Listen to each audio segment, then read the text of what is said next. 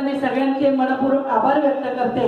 आज संजय जेते हे निवृत्त होत असताना म्हणजे वाईटही वाटतं, आनंद तर आहेच आहे, परंतु वाईटही वाटतं की एक आपला कर्मचारी आज आपल्या बरोबर नाही। परंतु गरज लागणारे तुम्हाला परत बोलवतील देखील, कारण आमची काटकरबाई नवीनच आहे, तिला काहीच अनुभव नव्हता, परंतु संजय जेते तिला घेऊन फिरत होते, प्रत्येक वॉर्डाची तिला माहिती दिली, त्याच्यामुळे तिच्याही लक्षात आलं। तर आता देखील आपल्याला कधी बोलवलं जाईल, तुमचं सहकार्य नेहमीच आम्हाला लाभेल आणि आपण आपल्या परिवाराला जितका वेळ दिला नाही तितका नगरपालिकेला आणि या शहराला तुम्ही वेळ दिला। परंतु रिटायरमेंट नंतर थोडे दिवस आपण आपल्या परिवाराबरोबर राहावं, परिवाराबरोबर त्यांना कुठेतरी घेऊन जा फिरायला, की जेणेकरून आपण कधी कुठे गेला नाही। प्रत्येक कर्मचारी हा नगरपालिकेत अडकलेला आहे। आजही इलेक्शन ड्युटी सगळ्यांना लागलेली आहे, सगळे 3-3 वाजेपर्यंत काम करतात, कुणालाही घरी जायला वेळ नाहीये।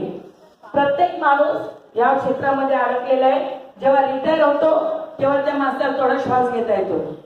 नगरपालिका एक असं क्षेत्र आहे की पूर्ण वेळ जितकं काम करू तितकं कमी आहे आणि खरंच तुम्ही सगळ्यांनी खूप चांगलं काम केलं।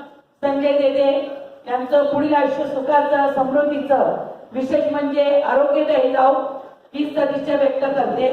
मी माझ्या परिवाराच्या वतीने तसेच भारतीय जनता पार्टी लोणार शहराच्या वतीने त्यांना मनपूर्वक शुभेच्छा देते आणि थांबते। धन्यवाद।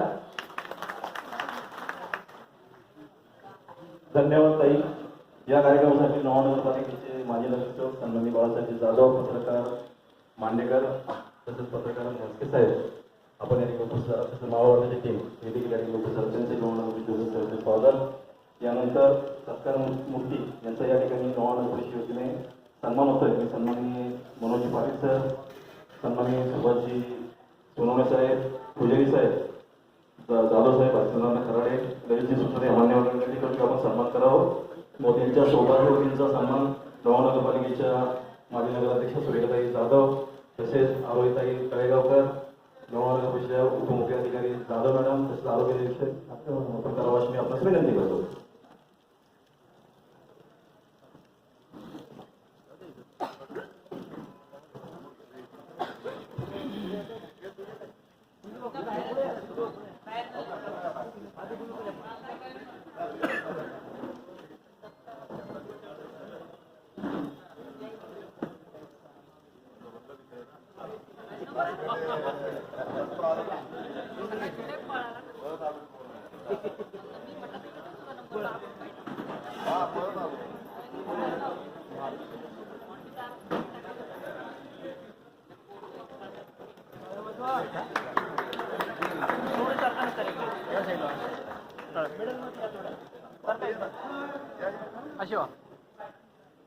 समोर लक्ष यायचं इकडे हात लावा ना सर, चालेल।